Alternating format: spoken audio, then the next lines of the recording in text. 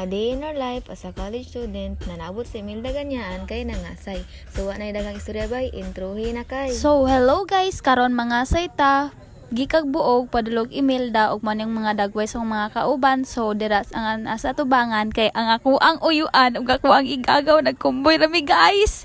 Sa moto guys, hapit na hapon guys, hapit na mi magabian guys, alas 6 sa gabi guys, motong Sumong dili Jimmy guys kay gabi na gid kaayo. naabot na tanom maning venue. Dayon, napami sa gawas guys, naulaw mi, magduha-duha mi kung masulod ba mi or dili ba kay makaulaw kay mga dagway. Kay sanilas namong parting lagua kay unexpected lagi kay luuyag mga dagway sa mga sanilas ay pero sige lang kay kaon na ba niya atong atuan. Mo nami sa venue guys o nindot kayong background. So ganina nagduha-duha mig sulod kay lagi maulaw mi pero thank you kay ni Jennifer kay gitawag jud man niya bahalag mga yagit kay mig mga dagway aning lugar. So mo na ni ang ako ang lula, ang akong uyuan, ang asawa ug ako nga kauban nga akong. So nag-start ang party og naradami sa ganyangan Imelda guys og mani ang birthday ni Lola Corazon.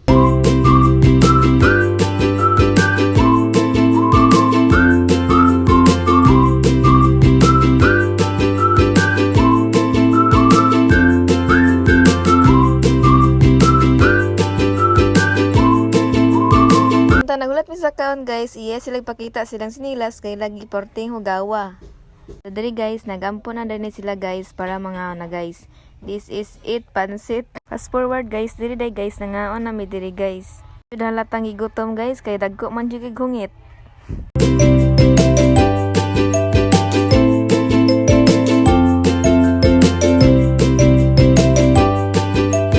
Guys, wag man nagpangaon guys, nang gawas din mi guys kay gusto sila mag picture taking diri sa gawas.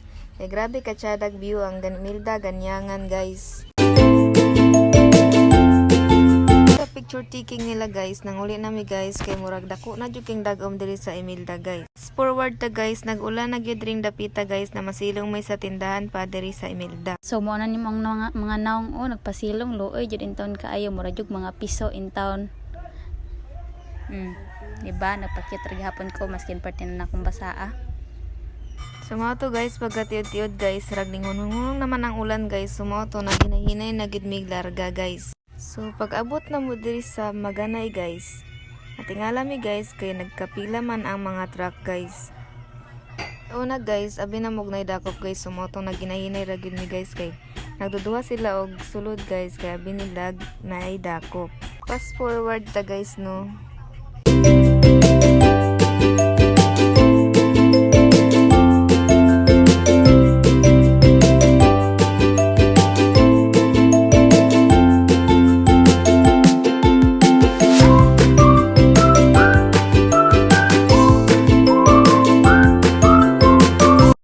So pag abot sa unahan guys, natingala mi guys kay naay mga police guys. So mo dito guys naay natumba na kahoy sa karsada guys. And dadatugan ang kuryente. So naglisod jud sila og kuha guys kay grabe ka dako sa kahoy guys. Mao ditong rason guys nganong nagpila ang mga truck guys dito sa unahan guys. 3 hours na din sila diri guys na naghulat guys no para makuha lang ang kahoy na naatang sa dalan guys. Then okay sab kaayo guys kay alert kay sila diri guys. Idading gibang gabas ang kahoy guys para makaagi ang mga truck guys. Kay grabe jud kataas sa pila guys sa mga truck sa dito sa unahan guys og sa likod. So diri guys, nanginaynan na dayeg pangagi ang mga truck guys. Kay nakuha naman ang uban na sanga sa karsada guys. So mga to guys, nangagi na sa midri dapita guys.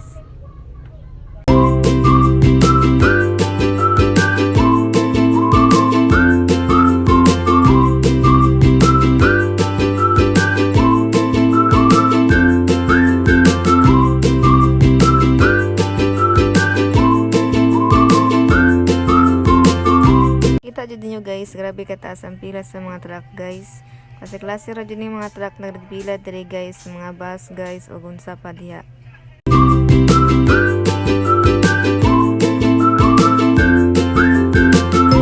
Diri na lang mi kutob guys. Thank you for watching.